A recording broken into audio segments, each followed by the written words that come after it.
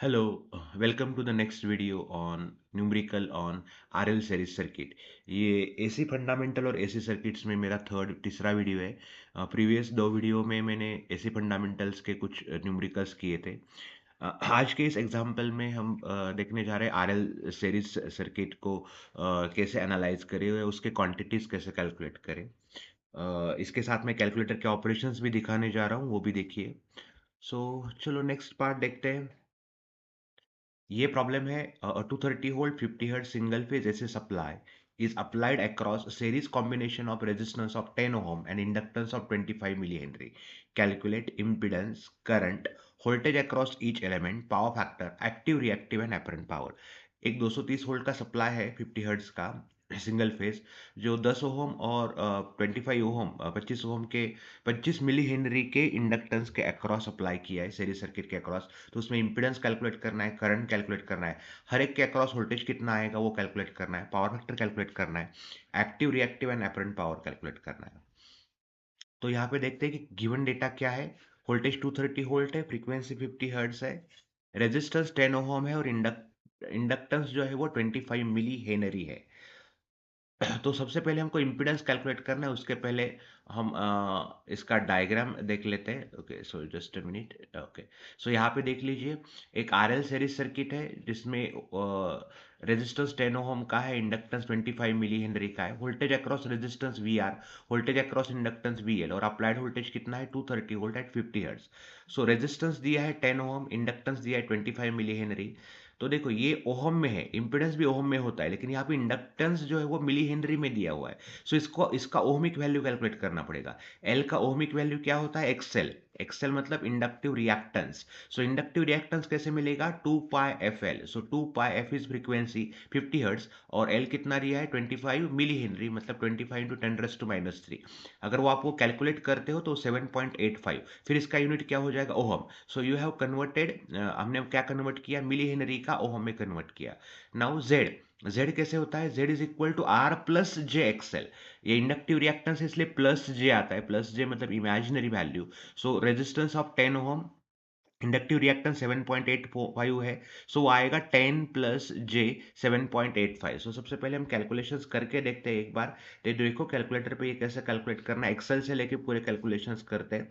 सो पहले मैंने ऑन दबा दिया, 2 पाई, फ्रीक्वेंसी मेरा है 50 hertz, into inductive reactance 25 millihenry था। सो 25 देखो यहाँ पे 10 का बटन है, ये दबाओ और -3 करो, इक्वल टू दबाओ तो आएगा 2 5 पाई बाई 2, मतलब फ्रैक्शन में कन्वर्ट किया तो 7.85 ओम जो मैंने यहाँ पे लिखा है। नाउ मुझे मेरा इम्पिडेंस जो है वो 10 प्लस जे 7.85 ओम है, ये रेक्टेंगुलर क्वांटिटी है। सो इसको पोलर में कन्वर्ट करना है। इसके लिए पहले सबसे पहले मोड में जाओ, कॉम्प्लेक्स मोड ले लो, इंश्योर करो कि कैलकुलेट डिग्री मोड में है क्या, नहीं तो शिफ्ट मोड दबाओ और 3 नंबर पे डिग्री आता है, degree. So now calculator is in complex and degree mode. यहाँ पे अगर आप देखोगे तो कॉम्प्लेक्स और डिग्री मोड है। अभी मुझे क्या टाइप करना है? जेड का वैल्यू, जेड का वैल्यू कितना है? 10 प्लस जे 7.85। सो जे, यहाँ पे जे की जगह पे आई आता है, जे और आई सेम है कैलकुलेटर पे। 7.85 देखो यहाँ पे आई का बटन है, आप यहाँ पे जे पहले लिखा जाता है, आई बाद में लिखा जाता है, one and the same thing. आप जे 7.85 लिखो या 7.85 आई लिखो, दोनों सेम है। सो 10 प्लस 7.85 आई, इसका मुझे क्या चाहिए?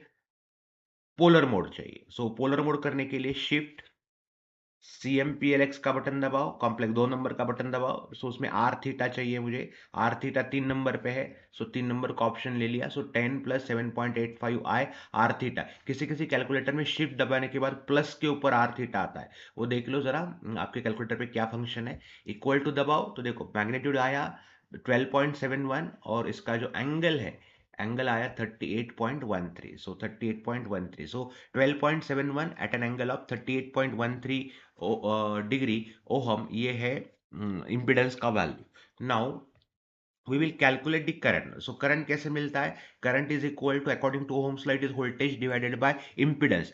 एक्चुअली ओम्स लॉ जो डिफाइन किया है वो रेजिस्टेंस के लिए किया है, लेकिन एसी सर्किट में resistance is replace by impedance. So I is equal to V by Z. So V का वैल्यू है 230 at an angle of zero, क्योंकि वोल्टेज को हम रेफरेंस लेते हैं इसलिए एंगल जीरो लिखो या नहीं लिखो कुछ फर्क नहीं पड़ेगा। So 230 divided by 12.71 at an angle of 38.13। तो पहले यहाँ पे देखो ये दोनों मैग्नीट्यूड है, सो मैग्नीट्यूड को एक दूसरे से डिवाइड करो। 230 डिवाइडेड बाय 12.71 ये टाइप किया, इक्वल टू दबाया। सो मैग्नीट्यूड आया 18.09, सो मैंने उसको अप्रोक्सीमेट किया 18.1। ओके, और एंगल कैसे होगा? न्यूमरेटर का एंगल कितना है? 0, और डिनोमिनेटर का एंगल कितना है? -38.13। सॉरी, डिनोमिनेटर का एंगल है 38.13। सो न्यूमरेटर के एंगल में से डिनोमिनेटर का एंगल माइनस किया जाता है डिवाइड करते वक्त 38.13। Press the button of equal to. So ये जो एंगल आया वो कितना है? -38.13। So 18.1 at an angle of -38.13 ampere. So ये माइनस साइन का इंडिकेट करता है current is lagging to the voltage by 38.13 degree. So current जो है वो वोल्टेज को लैग कर रहा है 38.13 डिग्री से। होप आपको ये समझ में आ गया होगा। नेक्स्ट पार्ट जो हम कैलकुलेट करने जा रहे हैं वो है वोल्टेज अक्रॉस ईच एलिमेंट, मतलब वी आर और वी एल की वैल्यू कैलकुलेट करनी है। सो वी आर कैसे कैलकुलेट होगा? What is the current flowing through this? इसमें से करंट जाने वाला आई है और रेजिस्टेंस कितना है? R. So voltage drop is equal to Ohm's law के हिसाब से आई आर होता है। So V R is equal to I into R. So V R जो है वो आई आर है। सो आई इज 18.1, यहाँ पे सिर्फ मैग्नीट्यूड लेना है, एंगल नहीं लेना है। 18.1 इंटू 10। सो क्या ध्यान में रखो, यहाँ पे मैग्नीट्यूड लेना है, एंगल नहीं लेना है। सो आई इज 18.1 इंटू 10, वो आया 181 volt. Now VL is equal to I into XL. So I का जो वैल्यू है वो कितना है? 18.1, और एक्सएल का वैल्यू हमने प्रीवियसली कैलकुलेट किया था वो 7.85 ओम था। सो वो आएगा 142.08 volt. Next we will calculate the power factor. Power factor is cos phi। क्या होता है? cos phi is equal to angle between voltage and current, cos of angle between voltage minus angle of current. So angle of voltage is 0, angle of current is -38.13। So 0 minus minus will become plus 38.13 via 0.7866 lag. Lag क्यों लिखा है? Because current is lagging to the voltage, इसलिए ये power factor कैसा है? Lagging है। Okay, और एक तरीके से आप पावर फैक्टर निकाल सकते हो, cos pi is equal to R by Z. So R का वैल्यू कितना है? 10, जेड का वैल्यू कितना है? 12.71, अप्रोक्सीमेटली वही वैल्यू आता है। सो 0.7866। ओके, सो ये जो वैल्यू है ये आप कैलकुलेट कर सकते हो using this formula also.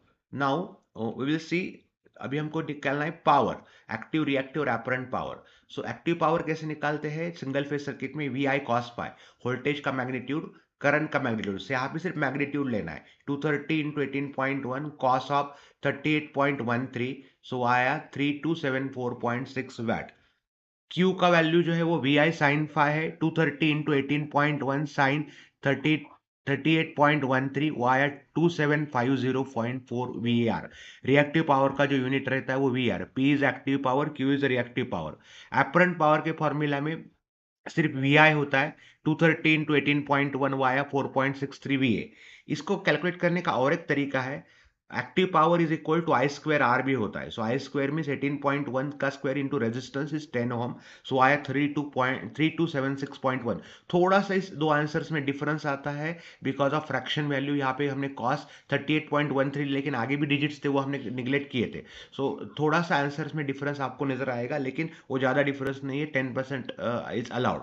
So Q is equal to I square XL. So 18.1 square into 7.85। So Q calculate करते हो, क्योंकि रिएक्टिव पावर जो एब्सॉर्ब होता है वो इंडक्टिव रिएक्टेंस में होता है और रेजिस्टेंस में एक्टिव पावर एब्सॉर्ब होता है। सो 18.1 स्क्वायर इंटू 7.85 आया 2571.7 VAR। एस कैलकुलेट करने के लिए आई स्क्वायर जेड करो। सो 18.1 स्क्वायर इंटू 12.71 वाया 4163 VA।